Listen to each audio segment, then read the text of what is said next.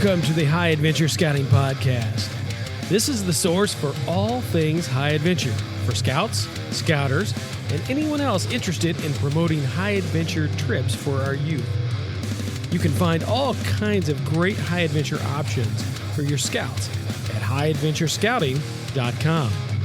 We are constantly updating the list of cool trips, and we want your input on your best trip. All right, welcome, high adventure enthusiasts. This is Rob Smith. We're excited, as always, to highlight a high adventure base on this edition of the High Adventure Scouting Podcast. Today, we are joined by Ben Pierce, Director for the Louisiana Swamp Base. Swamp Base is located deep in the swamps of Louisiana and is operated by the Evangeline Area Council of the Boy Scouts of America. Ben, thanks for joining us today on the High Adventure Scouting Podcast. Well, it's a pleasure to be here. I really appreciate what you're doing for scouts across the country. Thank you. But, you know, the purpose of this podcast is to give the listeners a little more information about your program offerings. I'm sure many outside the regional area may not know much about your program, so we're just going to maybe talk about what you guys are doing down there and some of the treks that troops and crews can go on. And I'll just let you kind of start it off and kind of give me an overview of your programs. Yeah, absolutely. Yeah, we started the Swamp Base back in 2010. This was part of our local council's centennial celebration. So when we were sitting there back in late 2009 as a council, trying to figure out what are we going to do to celebrate 100 years of scouting, we were kind of looking around going, what can make the largest impact possible on our area and our environment, and how can we show the real power of the Boy Scouts of America to our local citizens, many of which had thought the program had kind of diminished or wasn't really having the same kind of impacts it may have had, decades prior.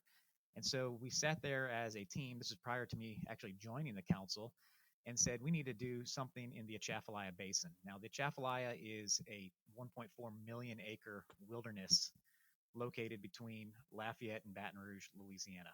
And so if you've ever been on Interstate 10 down in the deep south, you've probably had a chance to cross over the Atchafalaya.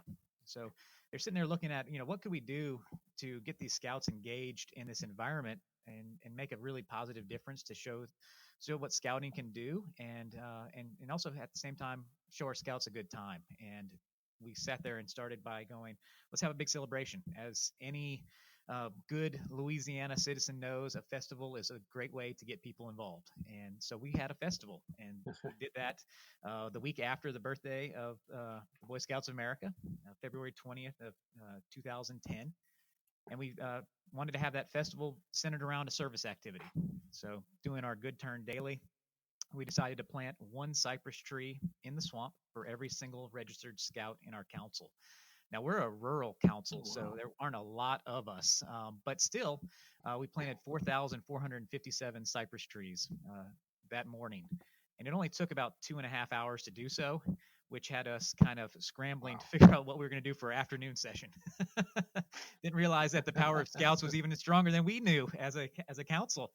And so we had, Grammy-winning musicians, Zydeco and Cajun musicians on stage, lots of fun activities, local and state and federal agencies available to teach the scouts about what they do within the Atchafalaya, and to kind of just sit there and show this big community gathering around this environment. And it was an amazing time. And like I said, we planted all those trees, had a great time with our delegates there, and showed our volunteers that we were serious about this new idea.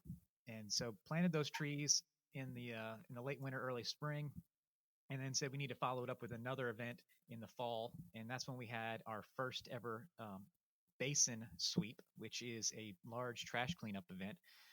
And we actually had about 450 people scattered across 5 parishes. And a parish, for everybody listening who's not from Louisiana, is the equivalent of a county.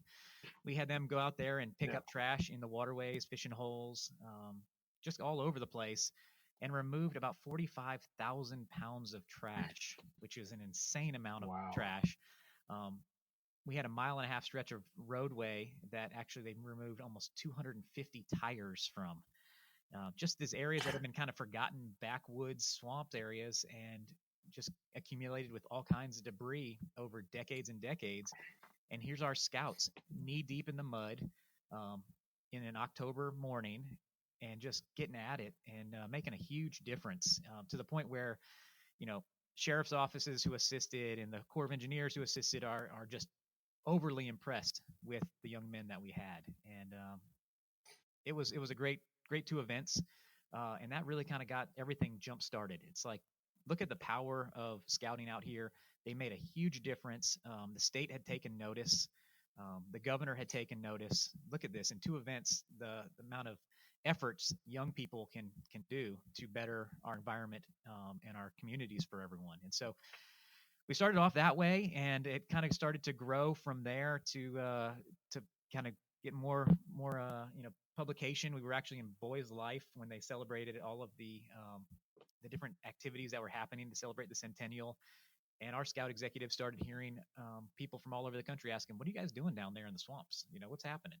And it's like you guys are doing some excellent conservation activities. I mean, really getting large masses of people out there to do really good things. And at that same time, it was when if you had a TV with cable television, you probably saw a Louisiana-based reality TV show on there. So it would have been, Swamp People and Duck Dynasty and Oh, that's right. about Yeah. about a dozen other shows that came and went um, that were focused on the swamps of Louisiana and kind of our different crazy culture that we have down here. And so the key demographic of people that are scouting age, 14 to 35 is the TV demographic. We're watching these shows and sitting in their living rooms all across the country going, that's really cool.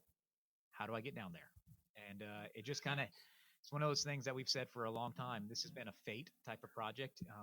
We didn't look for this project. This project looked for us, and things just happened to align perfectly. And so we had all this interest nationally, right in that key demographic of high adventure scouts and people who had just gotten out of the program and may have been assistant scoutmasters or may have, be a scoutmaster, and they were just really interested in what we were doing here in Louisiana. And so before we knew it, we had transitioned from a conservation only project, which we had done for 3 years, to how do we pilot a high adventure program. And we did so in 2012 with 10 brave, we call them brave because at the time nobody knew what was going to happen. We didn't know if they were even going to survive. It was one of those type of situations. Like, let's go out there and pilot a high adventure trek. Let's get 5 days of paddling out in the country's most mysterious environment and see what happens. And so we did a quick little program and put it together and said bon voyage and hope to see him at the other end. It was the great thing is, Rob, every one of these high adventure programs that you're going to talk to with this podcast and even talking with the national bases, they all start off with a pilot. There's always that first group. Yeah. There's got to be somebody who's going to sit there and say, I'm willing to take the chance and take the challenge to go out there and do this. And I mean, that's with anything, anything great in this world, somebody's got to sit there and raise their hand and say, I'll do it. And that was this group of 10 scouts from our area who went out there and learned a lot about themselves and learned a lot about the swamp. And it was amazing to see them 5 days and 60 plus miles later and hear these young men be so profound in their comments about this environment and about protecting it. And what they saw was something that nobody else in their class had, back at school had ever seen before.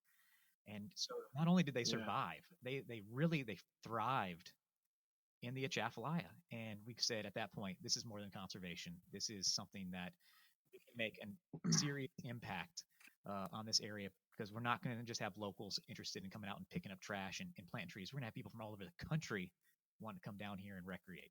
And so that's where that's the beginnings of this program, and it just grown from there. Well, that's awesome. I think the trash pickup thing is just, it always amazes me how much you can collect with those kind of things. So that's we do the same thing in our areas along the highways, and it's amazing how much you find just in the small area. So Well, what kind of programs? I mean, you've got a couple different treks, but I'm interested in hearing. We've heard the kind of the beginnings of it. I'm interested in transitioning and hearing, when scouts and leaders and ventures come down there. What do they do? What kind of treks do they go on? What kind of things do they see on these So treks? the Atchafalaya is one of the country's most, I guess, secretive type of paddling environments. At the same time, probably one of the best paddling environments that they have out there, because we have such a diversity within a swamp. A lot of people immediately have an image, and I'm sure the listeners right now have an image of what a swamp is right now, based on what they've seen on TV or read about. And it's so much greater and larger than anything that they could imagine. And so our treks are all aquatic based. I mean, duh, right? We have to be because we have a huge 1.4 million acre wetland, and so they're paddling. The two treks we offer are 61.6 miles is our Trek 1, and our Trek 2 program is 75 miles, and it's getting out there, and really it's challenging yourself and seeing something different that you aren't used to, getting out of that comfort zone that so many people find themselves in on a day-to-day basis, and trying to teach them an appreciation, just like we did with our local scouts. Teach these people from all over the country an appreciation for what swamps are and their incredible value to our country. I my little background, just on a side note, I was only a tiger cub, and somehow I find myself as the director of a high adventure program, and it's because I have a profound love for my state, and for the outdoor environment, and I get the chance to use the vehicle, which is the Boy Scouts of America, every single day to improve my state. And that's the big reason why we do this. We love scouts, and we're scouting, council. Um, but scouting is way more than just going out there and earning merit badges and hanging out with your buddies. This is a chance to set people up for life, and create their own, help them create an opinion that is positive about places, or an opinion where they have to, go out there and make a difference. And I love scouting for that, and that's what our program likes to teach them. Um, the two programs, as I mentioned, Trek 1 being the 61.6 mile trek. That was our original program that we started back with the pilot in 2012, and have been running every summer since. We just completed our seventh official summer, with opening it up nationally, and we've had scouts from 40 states attend. Um, the idea with Trek 1 is to give them really, I mean, we down here we have these things called seafood platters. It's basically a little bit of everything. You get some crawfish, some oysters, some shrimp, some crab, a little bit of everything right there on the plate. It's all fried, of course, Mhm. and that's what Trek 1 is. Of course. It's our seafood platter. It's giving you a little bit of everything that you'd want to do and experience in a swamp, from staying on houseboats, to riding airboats, to fishing, to paddling, um, to getting muddy. I mean, swimming. There's so many cool things, and a lot of fun that you can have out there, and that's what we do with Trek 1. It encompasses everything that you'd want to go and feel like you had a really well-rounded Louisiana swamp experience. Trek 2, on the other hand, we've only been running for a few years. It's a lot harder. They're both challenging, but Trek 2 is all about, is a lot more aligned with what you would find at Northern Tier, but more in a southern type of environment. So it's packing everything in and out. It's boiling your water or filtering your water. Um, it's sleeping and setting up camp every night. And in our case, we do, instead of tents, we use jungle hammocks to do so. So it's a lot more of a primitive type of experience. Where Trek 1, Mhm. you're going to get a couple of those kind of creature comforts, like the houseboats and some of these other locations. Um, but you're out in the middle of the swamp, and that's kind of the tools of the trade. Living on a houseboat is a way people go out there, and that's lodging for people. So to be able to experience that makes a lot of sense. But both of them are super diverse, and really go through some amazing cypress swamp environments. You're going to see different types of wildlife in both of them, all kinds of birds, of course, the reptiles, that stuff too. Awesome. Now, uh, are most of the crews and troops that come down? are they a part of the same troop, or do you have combined crews from different troops, or how does that part of it, like provisional type things? Do you do those kind of things, or how does that work? Yeah, the majority of our participants are going to be from troops, crews, or ships, and their a crew size is generally 8 to 11 people.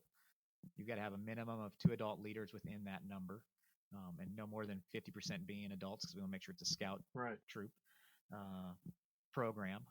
But we do have a provisional as well. So those who aren't unable to get everyone together, we put strangers together from across the country on a couple days each year, and they go out there and venture through the swamp together. But the primary, and I'd say 95% of our participants are coming from the same unit. We prefer it ourselves just from, and as I'm sure others would as well, because they can do all the trainings, understand everybody's skill set prior to getting here. So there's a lot more understanding of how the team will work together. Where provisionals, you're putting everything kind of just together, seat of your pants kind of thing, and you're hoping that everybody gets along, and you're hoping that the personalities, don't clash, and you're hoping everybody's trained and have the same abilities, so that way they can all enjoy the participation together. But we offer both that way, whether it's all one unit or if it's multiple units coming together to make a contingent group. We're happy with that as well, just as long as everybody's registered within the BSA. We don't really have any, you know, regulations that prevent us from allowing somebody from a venturing crew to join in with a troop. Right. Just as long as the youth protection is met and the trainings are all done, the certifications are all completed, then they can participate. Right. Is there a minimum, maximum size for the crews?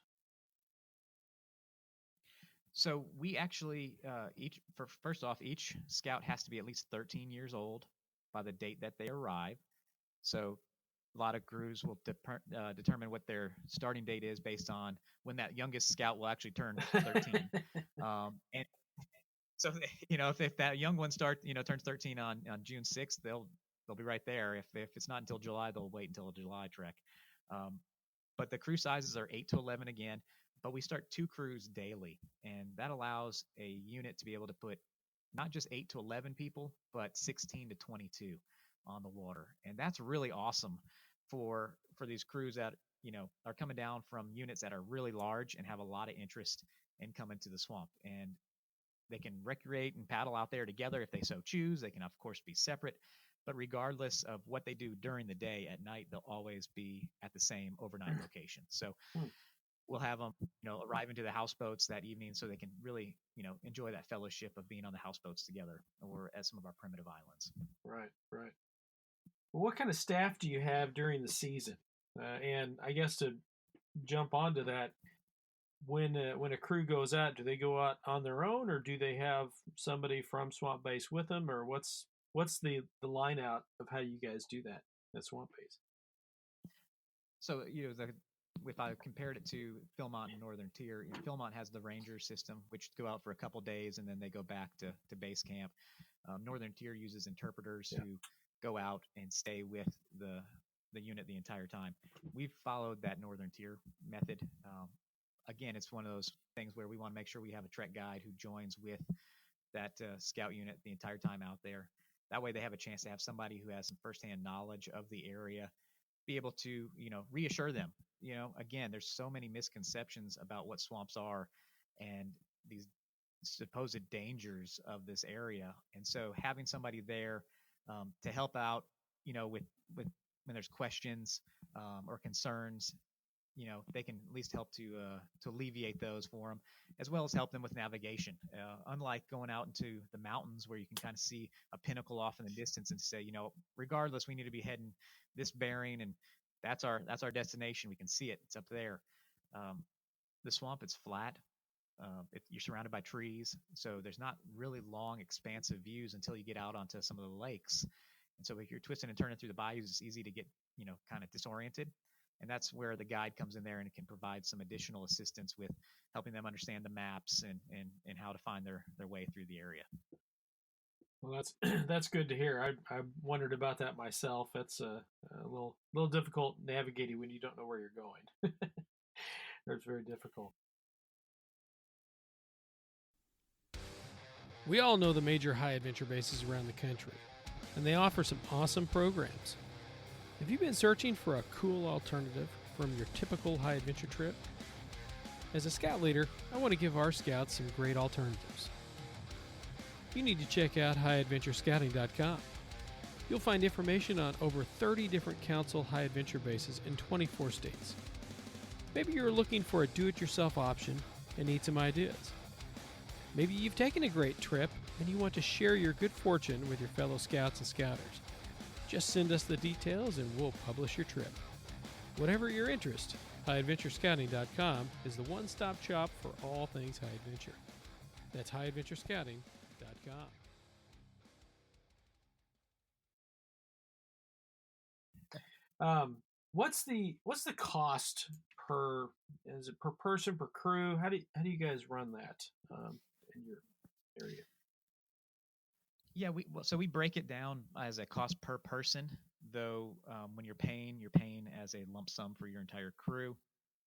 Before booking, there's a $500 non-refundable deposit that holds the date for you. And so if you had 2 crews, it's $500 per crew, so that'd be $1,000.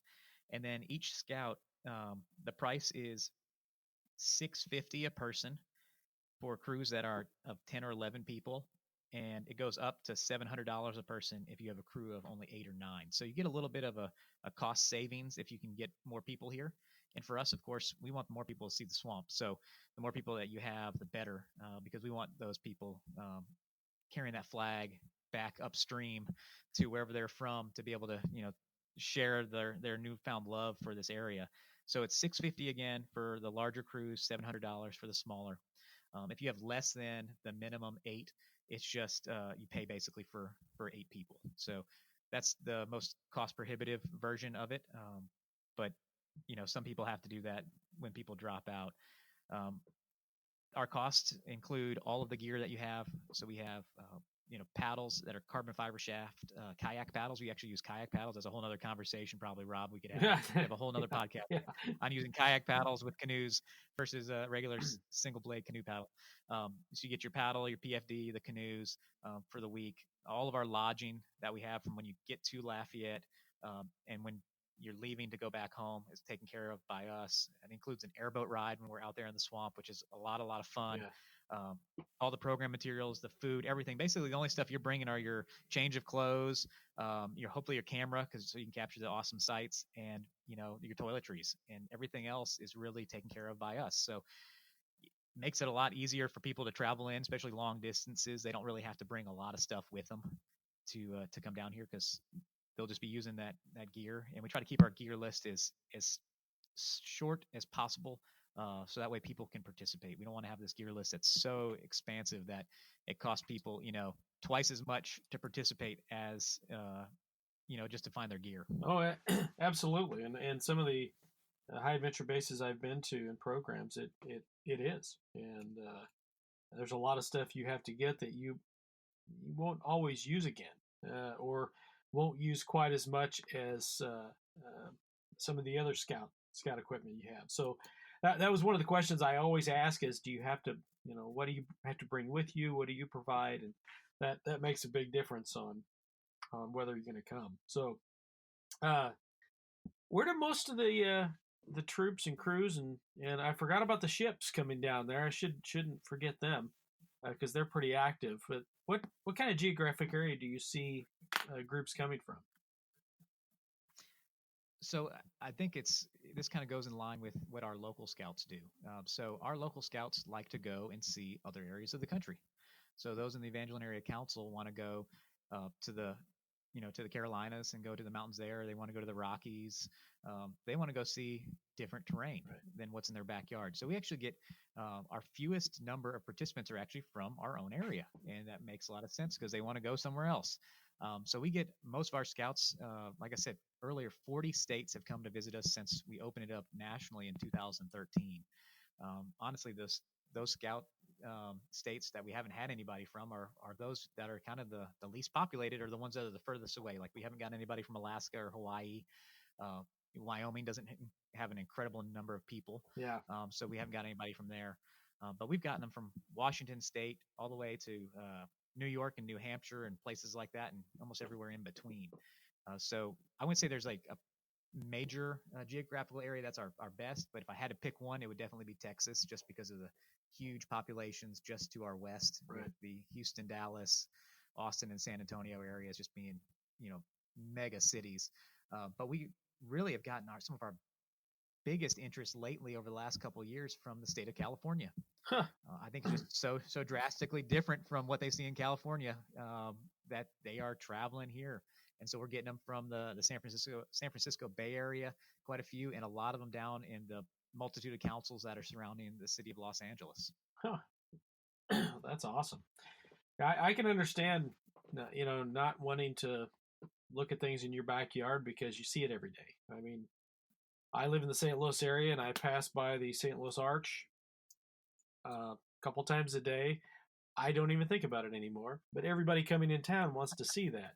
I think that's probably pretty typical for somebody coming down to Louisiana. Well, I want to see the swamps, So I think every time I've been to the Everglades, I take go out on a airboat ride, see the alligators and those kind of things. So, Well, so I can understand that. That doesn't surprise me. So. Well, and that's the number one draw right there. You just mentioned it, alligators. That's what everybody wants to see when they come down here. They want to see alligators, and that's one of that's it's one of the biggest questions that we have. And we have four main questions that I would say are not only are they frequently asked. I mean, they are like chiseled in stone. It's like those four ones that you get every single time. But alligators is a big one. I mean, that's a huge draw internationally for people coming to Louisiana. I mean, we have more alligators in the state of Louisiana than they do in any other state. There's actually probably an alligator. I think I did the math at one time, an alligator for every 2.5 people. So that's a pretty crazy number of alligators. So us as locals here, we don't really think anything different about alligators. We know how to recreate with them responsibly. I mean, I still, every time I see an alligator, I get excited. It's just something to see. The climax predator there, being able to be in its natural environment, so cool. But we also get a chance to talk to these scouts about how to properly recreate in their environment. They are really, I mean, honestly, they're less dangerous than any of the other big, predators in North America. So if you were to lump in bears and cougars and wolves and, sharks, I mean, I'd even throw in a moose as being more dangerous to people than an alligator. They're just a really shy and docile creature that gets, unfortunately, confused with their way more aggressive crocodile cousins. Yeah. But they're an awesome creature to see. You'll see a bunch of them if you come on a trek. This year we had some of our higher water, so they got kind of hidden a little bit more into the woods and the cypress trees. But in a typical season when the water levels are at their normal height, you're looking to see somewhere between 50 and 100 alligators during your 5 days out on the water.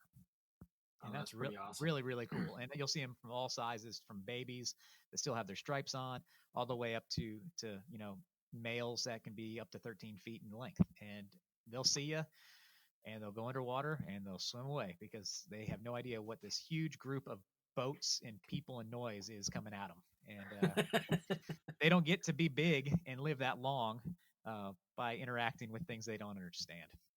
Yeah, I can understand that. Well, that's cool. And it's cool every time I see them too. So it's I guess you never outgrow that from little kids. So. No, I don't think. Now, how early should units sign up for treks at Swamp Base?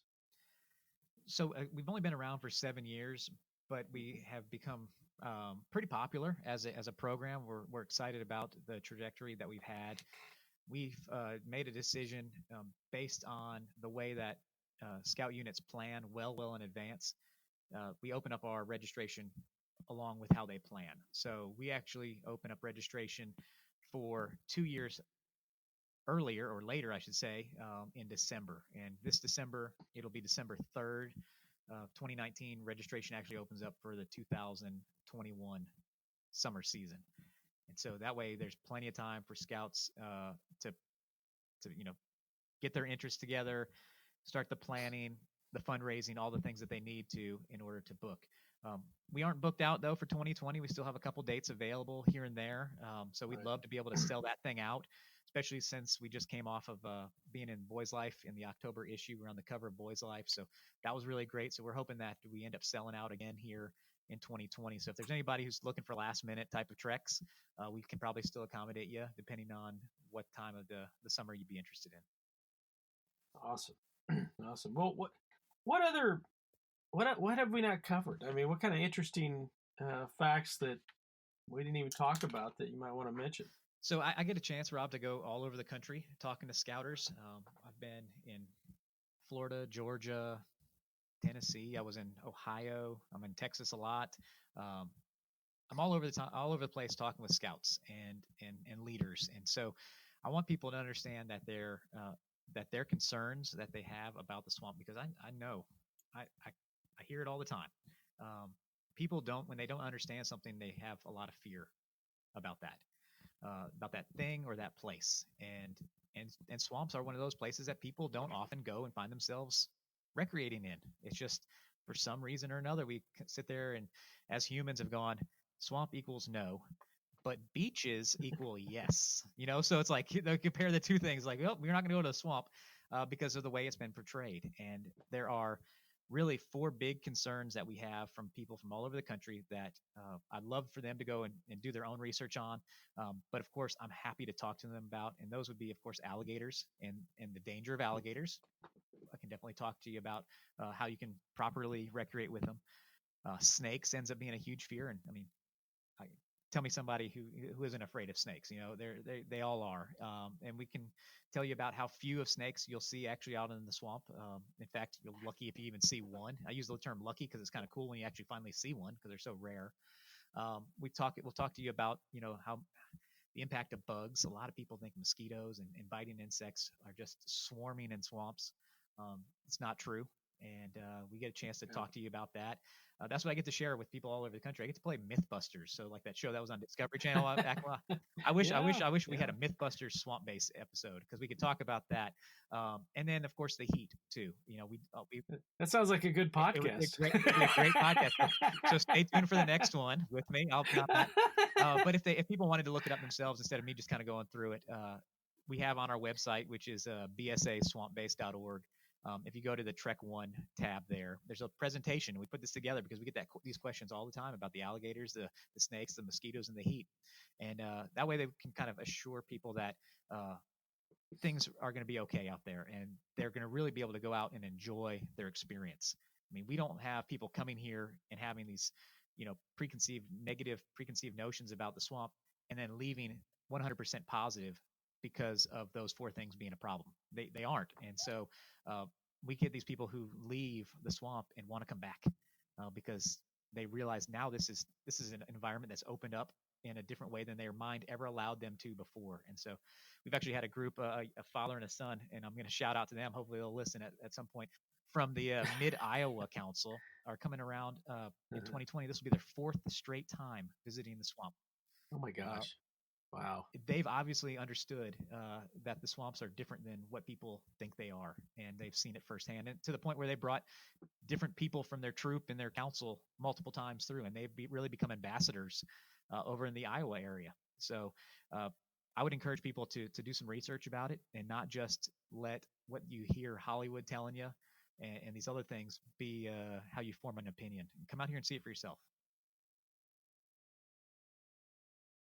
Well, Ben, I want to thank you for joining us today and giving us a little information on Swamp Base. I really appreciate it. It's a great thing you're doing. Like I said earlier, people in scouting need to find out about all these different opportunities that we have here in scouting for them to be able to go and see what the country has to offer. I mean, we have some amazing wildernesses and some really fun programs that can get people out of their comfort zone. And I think it's a great thing to be able to share it with the rest of the country. I agree.